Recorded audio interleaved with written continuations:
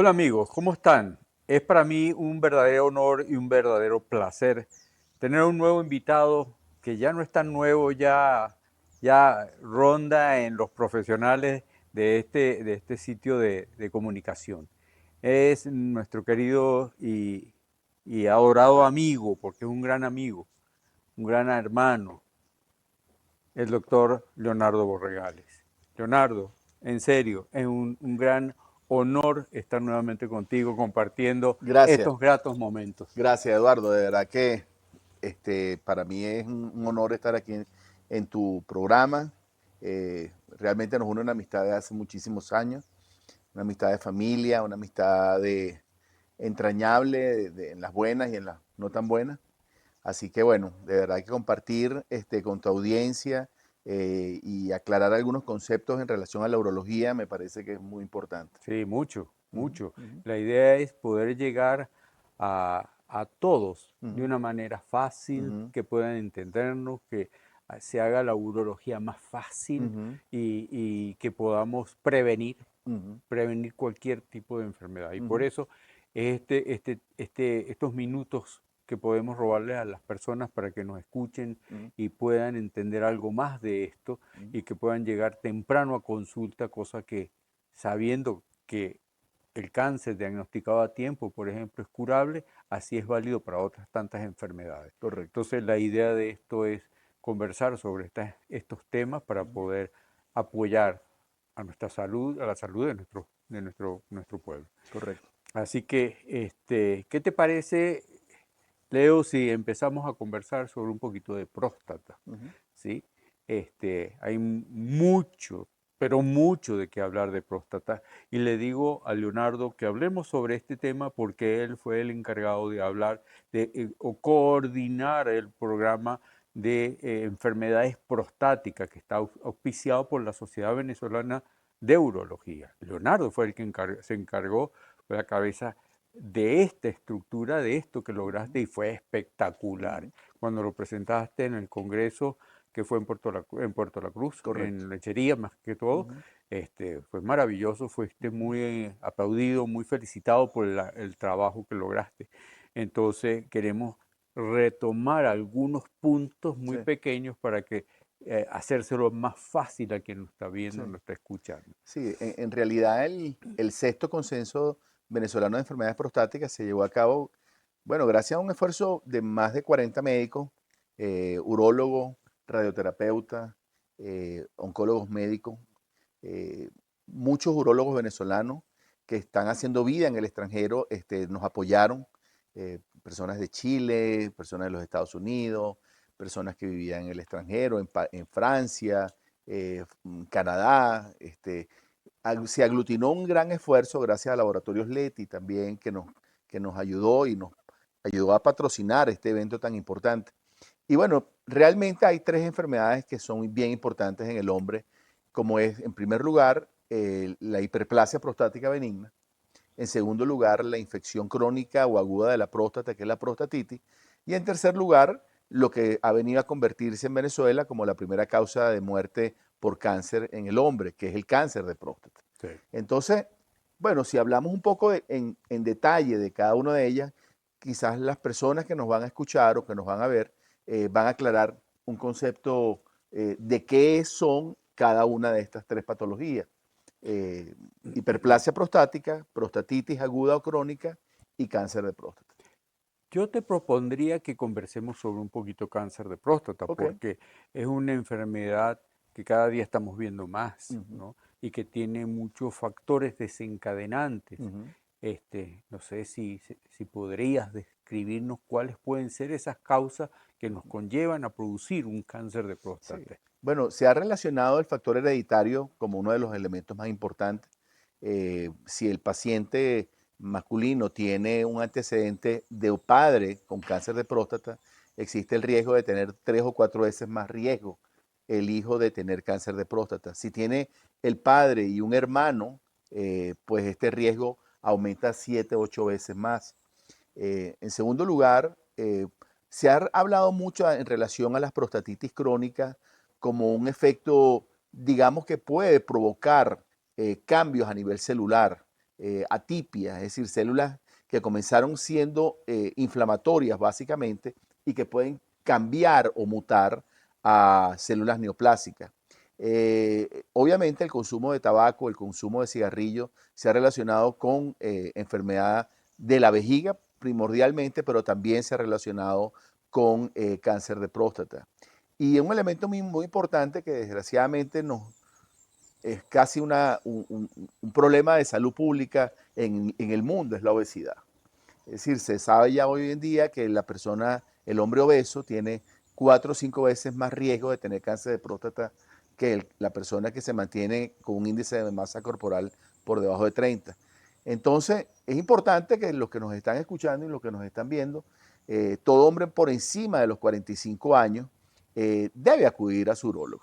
Es decir, el examen prostático es un examen que dura segundos, unido a un examen de sangre que se llama antígeno prostático específico, que nos permite determinar el riesgo que un hombre tiene de cáncer de próstata. Déjame acotar unos detalles más, que la raza también tiene algo que ver, que es muy importante, que son los afroamericanos, los afrocaribeños, los que mayor índice de enfermedades de esta patología se ven, y los nórdicos también tienen un alto índice de frecuencia, a diferencia de los asiáticos, que el riesgo es menor, ¿no? Entonces la raza negra tiene más posibilidades de enfermedades de este tipo y unido a esto, los factores que ya comentaste, el riesgo se incrementa. Entonces, la pregunta es, entonces, ¿cuándo debo ir? ¿Cuándo debo consultar al urólogo? ¿Cómo sería? Sí, hoy en día, desde hace bastantes años, realmente el mito o el tabú que tiene el hombre venezolano en relación a consultar al urólogo se ha venido perdiendo.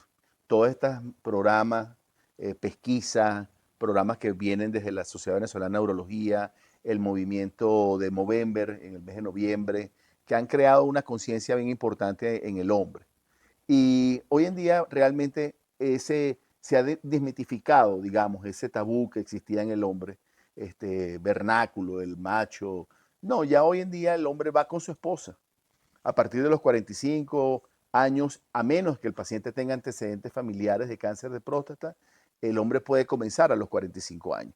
Eso pues va a implicar un examen general, obviamente, porque los urólogos no solamente vemos próstata, los urólogos, usted va a ser examinado con tensión arterial, frecuencia cardíaca, se le va a tocar el abdomen, se va a hacer un ecosonograma abdominal para saber cómo están sus riñones, cómo está su vejiga. Vamos a medir la próstata a través de un examen muy sencillo que se coloca un transductor sobre el vientre del paciente y podemos determinar el volumen claramente. Y eso asociado a un examen digital prostático lo que habíamos hablado del antígeno prostático nos orienta acerca de si el paciente tiene o no tiene riesgo. ¿Cuáles son las cosas que nosotros encontramos en un tacto prostático, en un tacto rectal? Bueno, la presencia de induraciones de la próstata, nódulos, aumentos de consistencia, que la próstata pueda ser pétrea o no. Si usted toca el pulpejo de la mano, la próstata usualmente tiene esas consistencias. Pero si usted toca el nudillo de su mano, usted se va a dar cuenta de que la consistencia es totalmente distinta.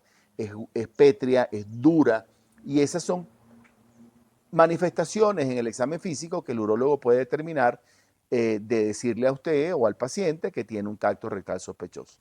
Es correcto y es importante hacer esos exámenes cumpliendo ciertos protocolos para que, porque hay factores que crean, que hacen que los niveles de antígeno prostático puedan modificar. Correcto. Entonces tenemos que explicarle al paciente que los exámenes lo va a hacer en tal situación, bajo tal Correcto. condiciones.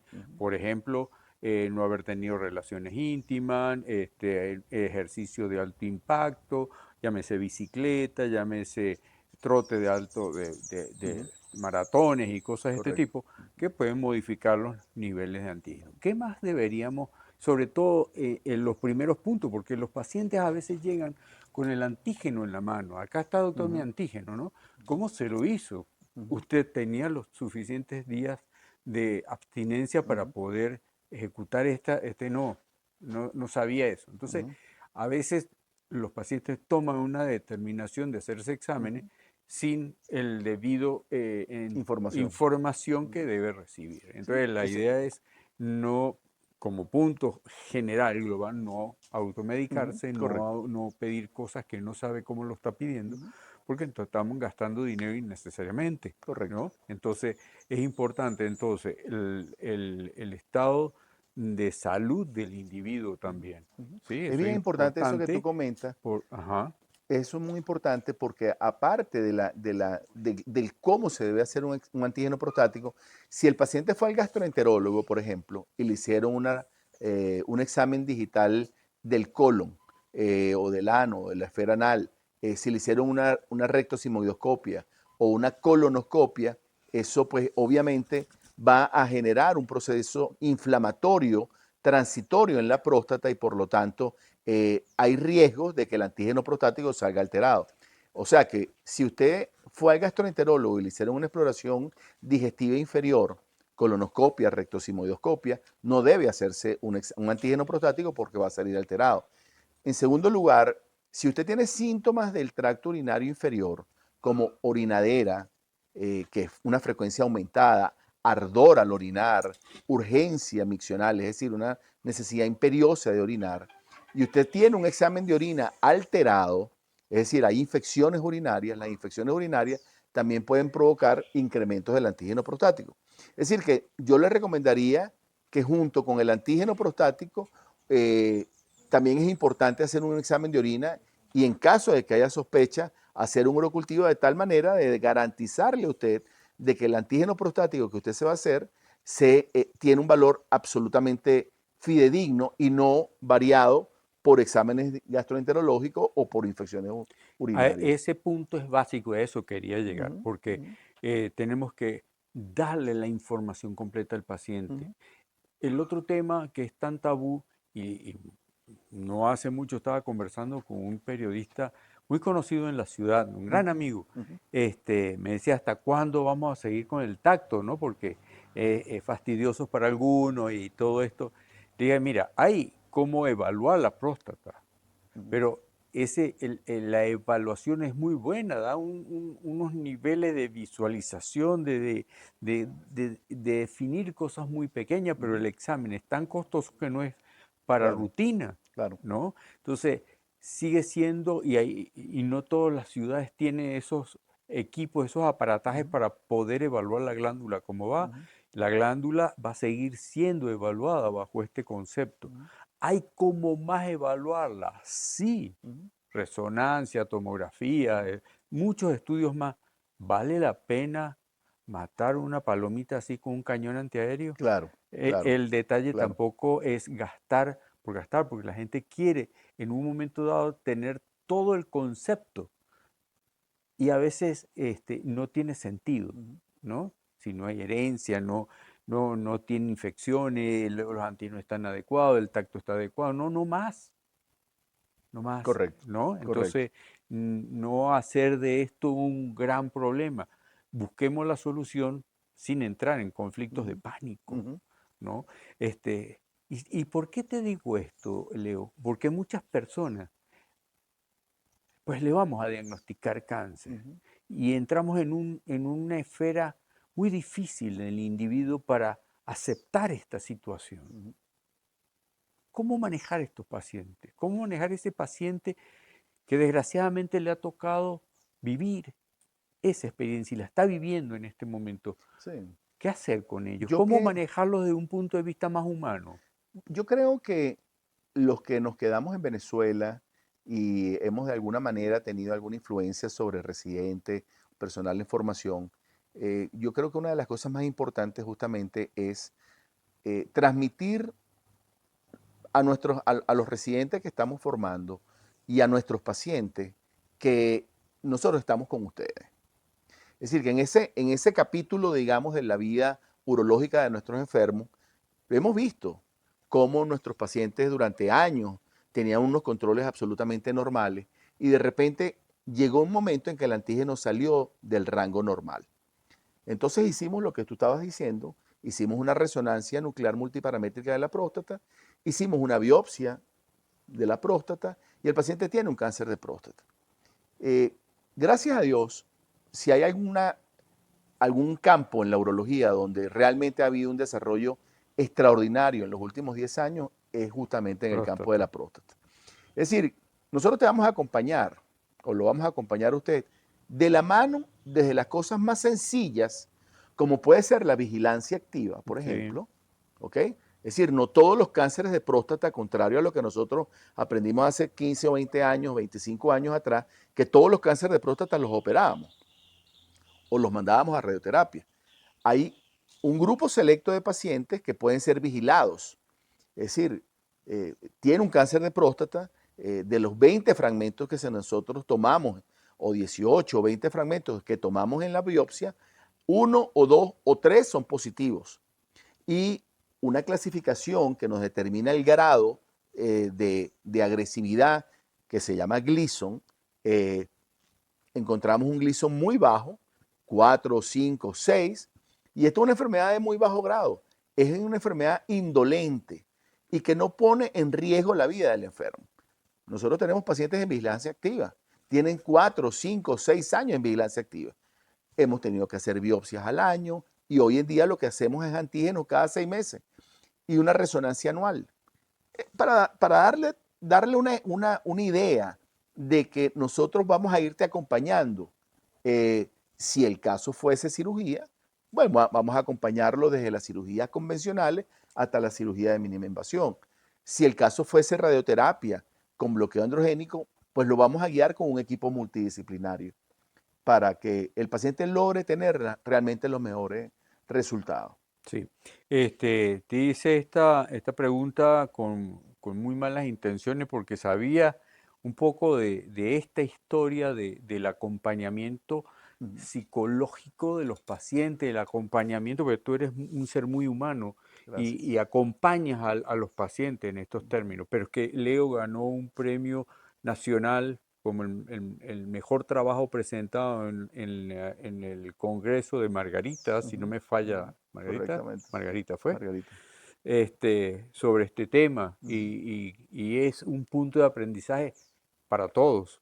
Y particularmente yo te doy las gracias porque he aprendido mucho a mejorar el encuentro con el paciente. Es verdad, no solamente es poder hacer el diagnóstico temprano, no solamente es darle la medicación al término requerido, es ser más humano y entender y ponerse en los zapatos del paciente cuando tiene un problema de esto. Y no solamente del paciente, sino que quien lo acompaña, su familia. Entonces, eso es importante, muy importante para poder tener una mejor respuesta a ese paciente en particular, porque como decías al principio, no todos los pacientes son iguales.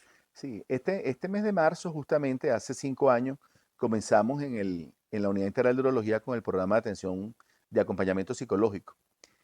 Nuestro hijo Andrés Eduardo, que vive en Barcelona, es psicólogo clínico y él empezó a ver nuestros pacientes con cáncer y pacientes que se iban a operar.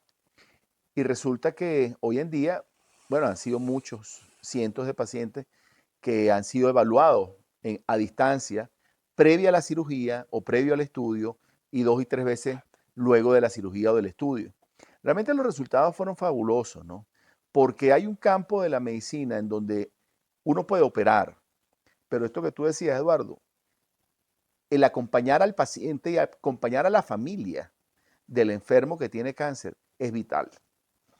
El MD Anderson Cancer Center que está en Houston, el Memorial Sloan Kettering que está en Nueva York, Clínica Mayo, Johns Hopkins, todos y cada uno de estos centros tiene programas de atención psicológica, programas holísticos que llevan al paciente a un nivel de seguridad emocional, de acompañamiento, en donde no solamente hay la cirugía, en donde no solamente es una medicina, no es solamente una radioterapia, es personalizar realmente la vida de ese enfermo y de su familia y del entorno que está padeciendo.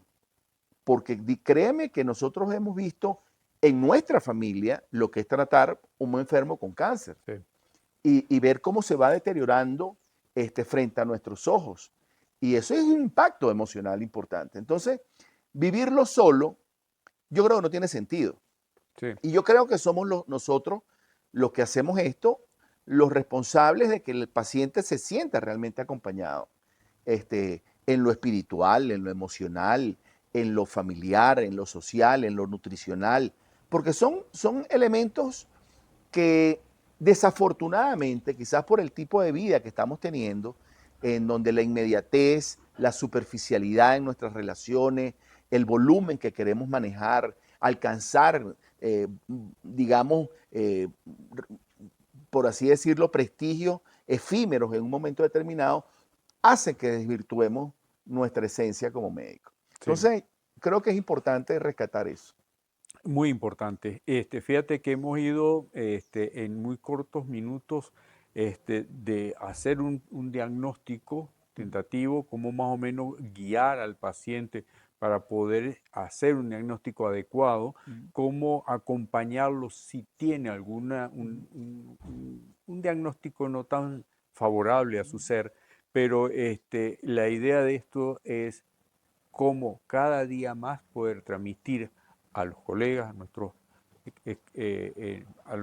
a nuestro equipo médico, el mejor manejo, el más humano, para poder tener una adecuada respuesta, Así es. porque al tener una condición de positividad, saber que se siente acompañado y que se está trabajando por su salud, ¿ok?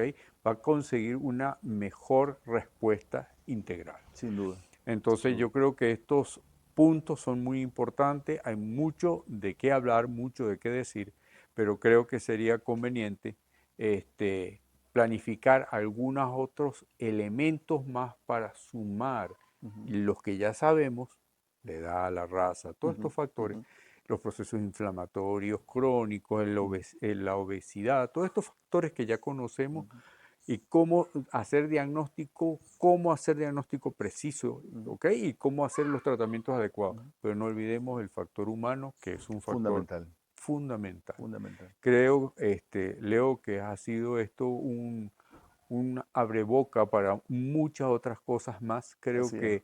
que nos falta mucho por decir, Sí. nos falta mucho por conversar y mucho queremos transmitir a los pacientes estas incertidumbres que en un momento pueden cursar. Entonces, estamos pendientes de un nuevo encuentro para Muchísimas seguir gracias. conversando sobre estos temas. Seguro que sí. Gracias, Leo. Estaremos pendientes. Muchas gracias a ti, Eduardo. Gracias. Gracias por la invitación. Un gusto.